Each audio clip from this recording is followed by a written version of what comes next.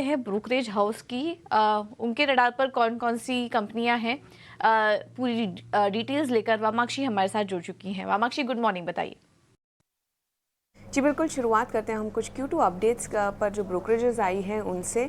शुरुआत करते हैं बंधन बैंक के साथ। नोमिरा की तरफ से रिपोर्ट आ रही है और लार्जली हाईलाइट कर रहे हैं कि दूसरी तिमाही में कंपनी के लोन ग्रोथ में अपटिक ज़रूर नज़र आया है और कलेक्शंस भी स्टेबल रहे हैं क्वार्टर ऑन क्वार्टर बेसिस पर। CGFMU को लेकर कोई अपडेट नहीं है। रिकवरी शायद Q3 तक पुश होते हुए नज़र आ रहे हैं। ओवरऑल एसेट क्वालिटी पर कंसिस्टेंट डिलीवरी ये बंधन के एक इम्पॉर्टेंट फैक्टर रहेगा उनके री रेटिंग के लिए। तो ऑल इन ऑल नोमिरा ने बंधन बैंक पर अपनी खरीदारी की राय को बरकरार रखा है। इसके अलावा मैरिको के भी Q2 अपडेट पर मक्वारी की तरफ से रिपोर्ट आ रही है और लार्जली हाईलाइट कर रहे हैं कि वॉल्यूम ग्रोथ को लेकर जो कमेंट्री है वो वीक नज़र आई है। वीक रूरल रिकवरी के चलते slower then expected load single digit volume growth भी कंपनी ने पोस्ट किया है और ओवरऑल EBITDA ग्रोथ की जो कमेंट्री है वो भी कमज़ोर है अनुमान से। तो लार्जली अगर हम देखें मक्वारी ने इसके बावजूद भी मैरिको पर आउट परफॉर्म की राय को रखा है।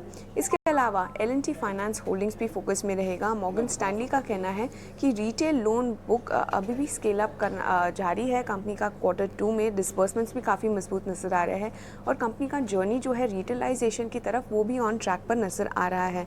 All in all margins, credit cost, asset quality, इन सारे फैक्टर्स का इंतजार कंपनी करेगी सेकंड क्वार्टर नंबर्स में और इसी के चलते मॉर्गन स्टैनली ने अभी के लिए L&T फाइनेंस होल्डिंग्स पर अपनी अंडरवेट की राय को बरकरार रखा है।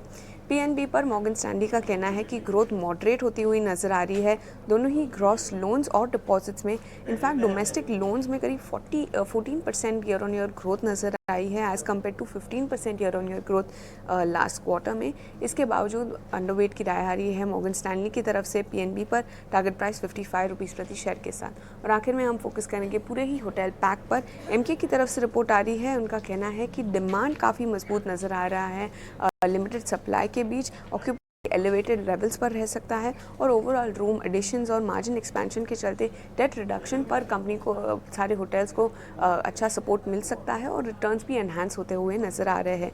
इनफैक्ट उनका कहना है कि अप ट्रेंड्स जो नज़र आते हैं इंडियन होटल स्पेस में ये टिपिकली 5 से 6 साल तक लास्ट करते हैं। तो ऑल इन ऑल उन्होंने खरीदारी की राय के साथ कवरेज शुरू की है इंडियन होटल्स और लेमन ट्री पर और होल्ड की राय के साथ कवरेज शुरू की है शैले होटल्स पर। तो लास्टली ये थे सारे इंपॉर्टेंट ब्रोकरेजेस जो आपकी रेडार पर होने चाहिए। थैंक यू वामाक्षी ये सारी जानकारी देने के लिए।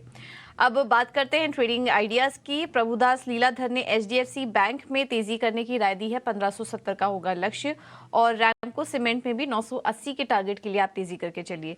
निर्मल बांग ने अपने जो स्ट्रैटेजी है उसमें सबसे पहले एम्फेसिस में खरीदारी करने की राय दी है।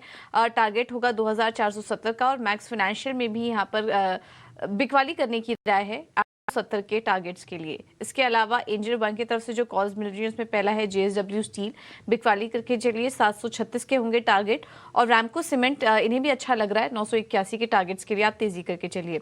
5 पैसा कैपिटल ने HUL में खरीदारी करने की सलाह दी है। 2550 का होगा लक्ष्य, स्टॉप लॉस 2480 का और रैमको सीमेंट 970 के टारगेट के लिए। स्टॉक पर आज जरूर नजर रखें, कल भी 4% की तेजी थी और आज भी तेजी देखने को मिल सकती है। तो रैमको सीमेंट अपने रडार पर जरूर रखें और कुछ निंदा बिकवाली करने की भी राय आ रही है वो भी हमने आपको बताया। तो काफी मिले जुले व्यूज आ रहे हैं आज एक्सपर्ट्स की तरफ से।